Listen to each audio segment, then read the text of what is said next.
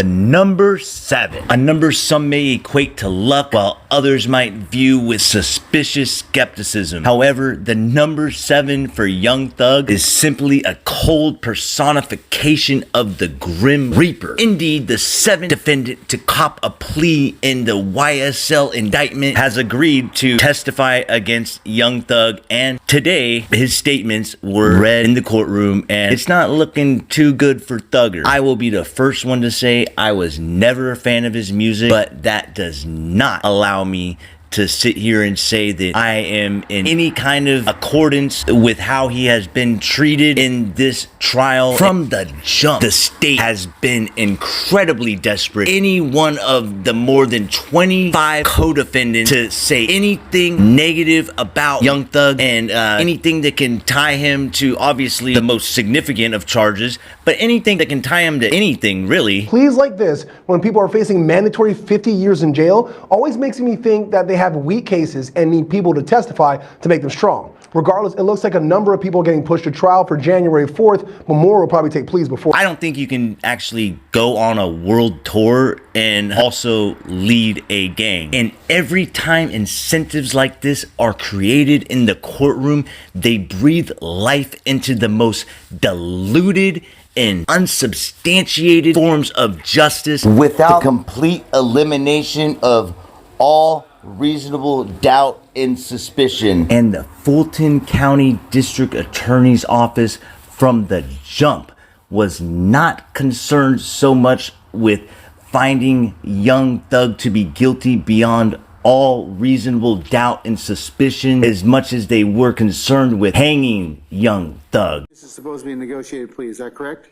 That's correct, Your Honor. Yes, Judge. All right, Mr. Sledge, can I get you to raise your right hand as best you're able? Yes. Do you solemnly swear or affirm that the evidence you shall give in the matter now in hearing should be the truth, the whole truth, and nothing but the truth, so help you God, or so affirm? Yes, I do. All right, you put your hand down, sir. All right. Mr. Sledge, over the next several minutes, what's going to happen is we're going to go through such a thing called the providency inquiry. So basically, in our system of jurisprudence, we don't force people to plead guilty. So I have to be assured you understand your constitutional rights and that you freely and voluntarily waive those rights so I can go ahead and sentence you. The second thing it does is we go through a factual basis, and I determine if there's a factual basis that the state would have been able to prove in this case beyond a reasonable doubt had they tried the case. So assuming that I find that you understand your rights, we call it the Boykin inquiry. And then the second thing is, then I find that there's a factual basis I can accept your plea. So, Ms. Lace, which one of you is going to do the plea? I am, Your Honor. All right. Ms. Love is going to go and ask you a series of questions in just a minute. And then your attorney, Mr. Wright, will follow up with that. And then I'll ask you a couple of questions, and I should be able to sentence you in accordance with the negotiated plea, okay? Yes, sir. Okay. All right. Ms. Love, whenever you're ready, madam. Thank you, Judge.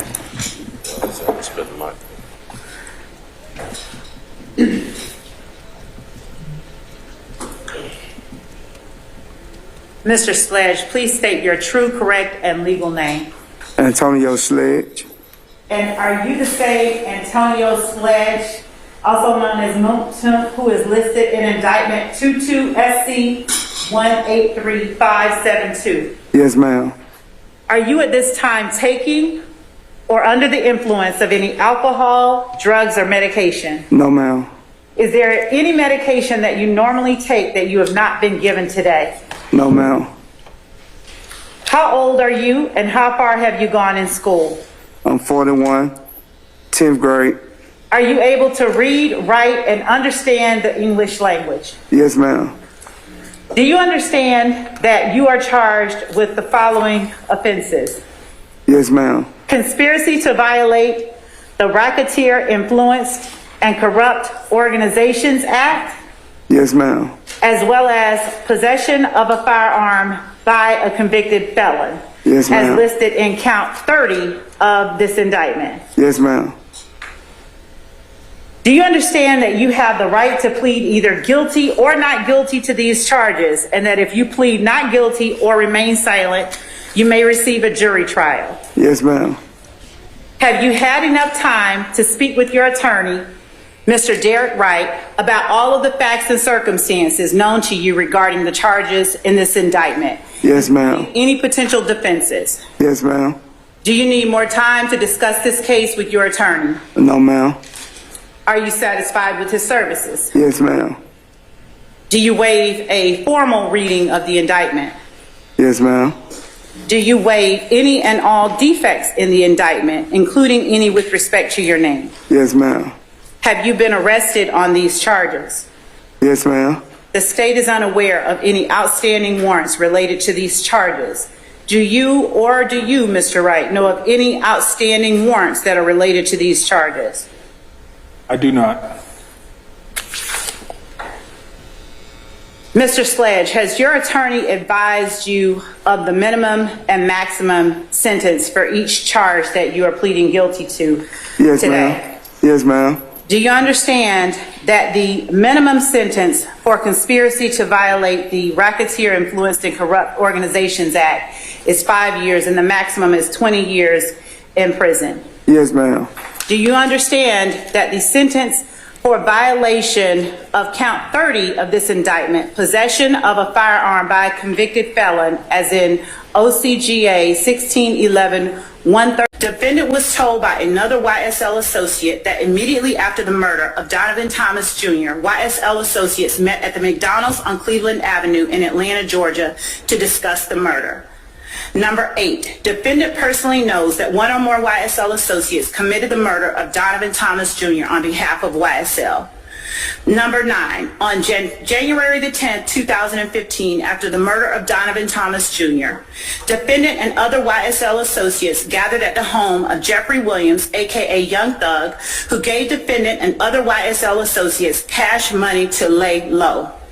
Number 10, defendant has personal knowledge that on January 10, 2015, after the murder of Donovan Thomas Jr., YSL associates traveled to Miami, Florida with co-defendant and YSL founder Jeffrey Williams, aka Young Thug. Number 11, defendant did not murder Donovan Thomas Jr. and was not a party to the crime. Spoken like a true rat. Put the blame on everyone else. Don't take any accountability at all. Makes me sick to my stomach. Alright, King Smog sounding off. Like, comment, and you know you gotta shoot that sub, man.